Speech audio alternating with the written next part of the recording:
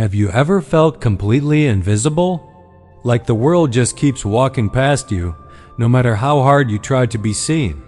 Maybe you felt that your pain is so small, so quiet, that even God might not notice it. This isn't just a story about poverty or a sudden miracle. It's a story about what heaven notices when the rest of the world looks away. Let me tell you about a boy named Alex.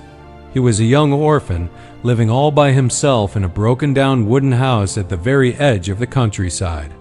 The wind would whistle through the cracks in the walls, and the cold nights often felt much longer than the days.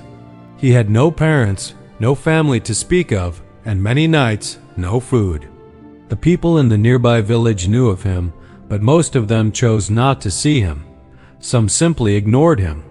Others treated him cruelly, as if his hunger was somehow his own fault. Despite all this, every single morning, Alex would get up and search for whatever small jobs he could find. He'd carry water for families, chop wood for their fires, or clean up their yards. Some days, his hard work earned him a little bit of food. Other days, he earned nothing at all. But even when his stomach was aching with emptiness, Alex held on to a quiet, personal habit. At night, sitting alone on the cold floor of his rundown house, he would speak to God in simple, honest words. God, he'd whisper into the darkness, I don't ask for big things. I don't ask to be rich or important. Just please, don't forget about me. One afternoon, Alex spent the entire day working for a strict, demanding man named Mr. Carter. Under the scorching sun, he carried heavy sacks of grain, stacked piles of rough wood, and hauled bucket after bucket of water until his arms trembled with exhaustion. His hands were covered in blisters. His back ached with a deep, throbbing pain. When the day finally came to an end, Mr. Carter handed him a small, plain bag of food. To most people, it would have been nothing special. But to Alex, it felt like a treasure. He started walking home, holding the precious bag tightly against his chest. But before he could even reach the open fields, a group of older boys blocked his path. They laughed when they saw the small bag he was carrying. They started pushing him around. One of them snatched the bag from his hands and threw it violently onto the ground. The food spilled out into the dirt. They mocked him, kicked the bag aside, and walked away, their laughter echoing behind them. Alex just stood there, frozen. His chest felt tight, like he couldn't breathe. His eyes burned with unshed tears. Slowly, with hands that were shaking uncontrollably, he knelt down and picked up what little food he could salvage from the dust. He looked up at the empty sky and whispered, God, I know other people suffer more than I do. But am I really so small that you can't see me? Please, just give me the strength. Not to become like them. His heart was heavy with despair, but something deep inside him refused to let bitterness take root. The path home led him alongside a quiet, slow-moving river. The water reflected the fading light of the evening sky, creating a peaceful, beautiful scene. As Alex walked, he noticed an old man sitting on a rock near the riverbank.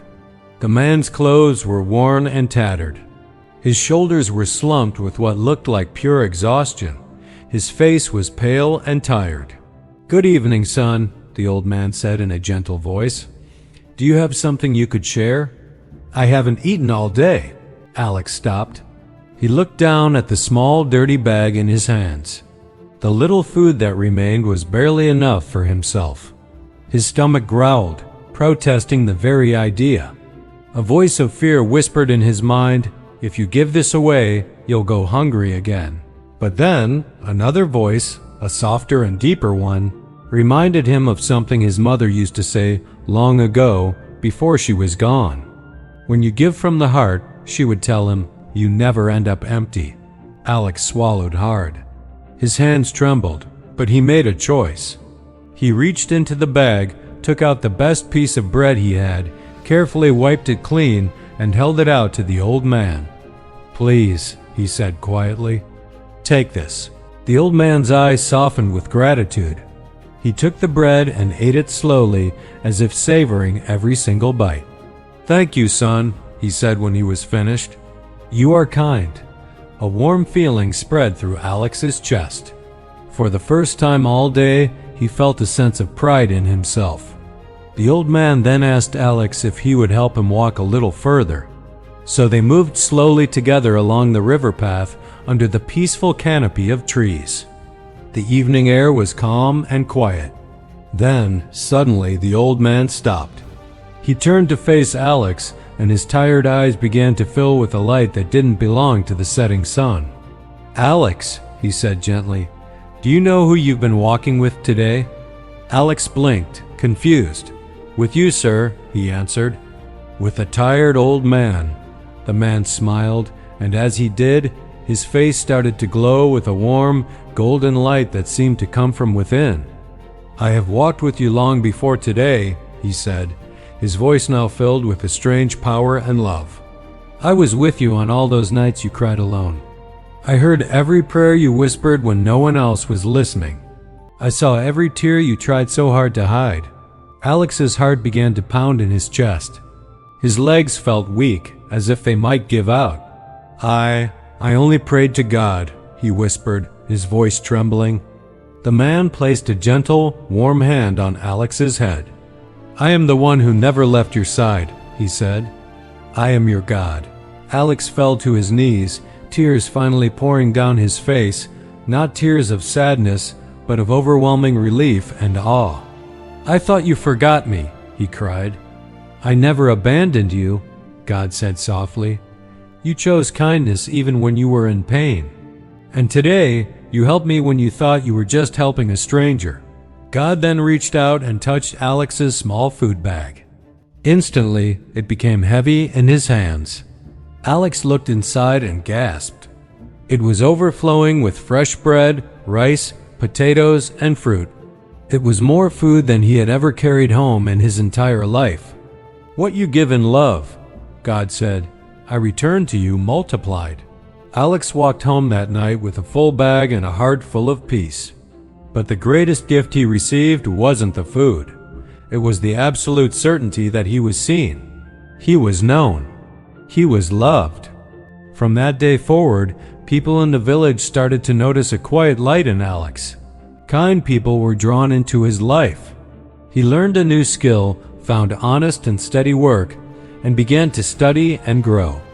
Life was still not perfect, but he never, ever felt alone again. And every time Alex walked by the river, he would remember the sacred place where God walked right beside him. Now, this story isn't just about Alex. It's about you. Maybe you feel forgotten right now. Maybe life feels incredibly unfair. Maybe you feel like you are always giving more than you ever receive. But I want you to hear this clearly. God sees your kindness. God sees your quiet tears. God multiplies what you give with a loving heart. You are never walking alone. Sometimes, God doesn't show up with loud thunder or spectacular miracles. Sometimes, He comes as a tired stranger on the side of the road, or in a quiet moment of reflection, or through a small choice you make to do good when you think no one is watching. Your kindness matters. Your heart matters. And one day, doors will open for you where you once only saw solid walls. Thank you for listening. Remember to follow for more stories like this.